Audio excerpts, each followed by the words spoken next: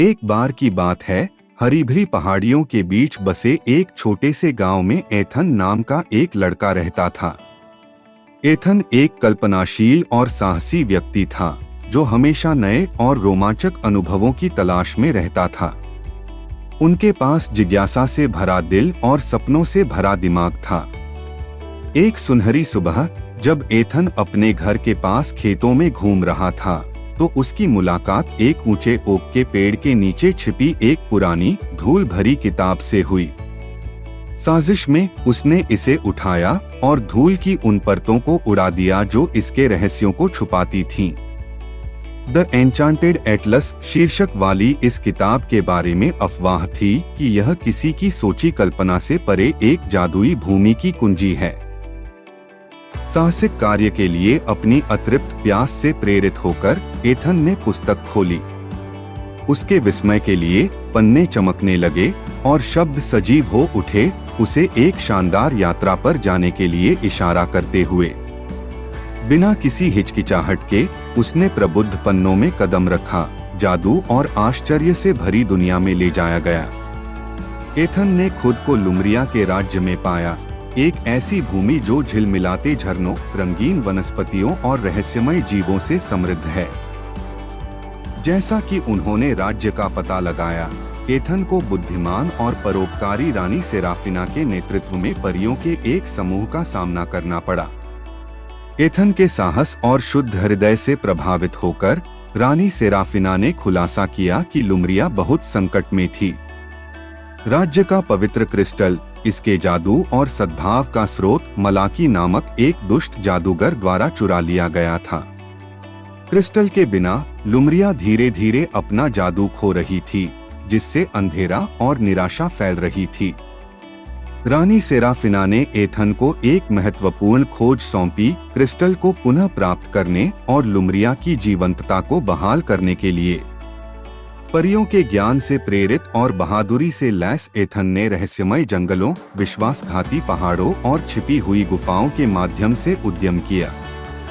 रास्ते में उन्हें विभिन्न चुनौतियों और चरित्र के परीक्षणों का सामना करना पड़ा, लेकिन लुमरिया को बचाने के अपने दृढ़ संकल्प से वह दृढ़ रहे।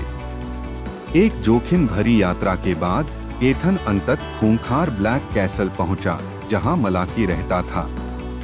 अपने नए मिले दोस्तों परियों की मदद से एथन ने जादूगर को मात देने के लिए एक चालाक योजना तैयार की।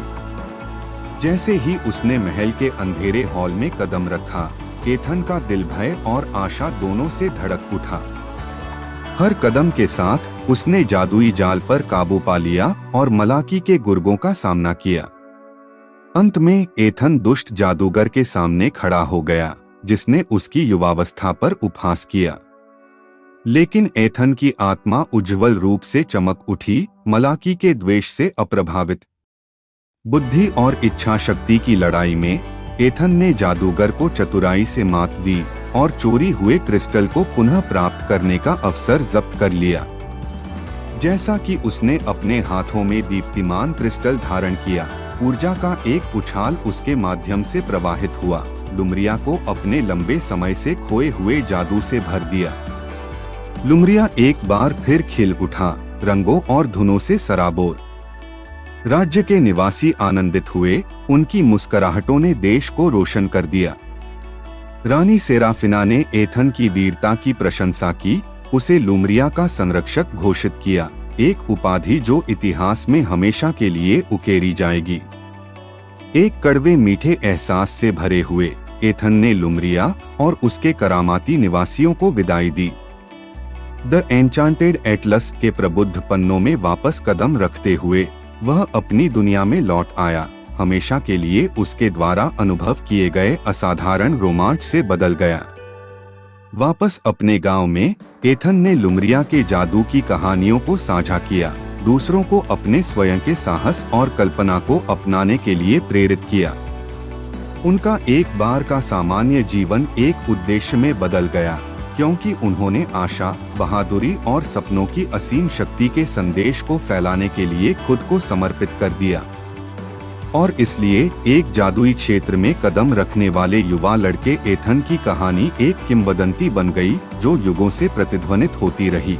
हमें याद दिलाती है कि हम में से प्रत्येक के भीतर असाधारण रोमांच और हमारी दुनिया में जादू लाने की क्षमता निहित है।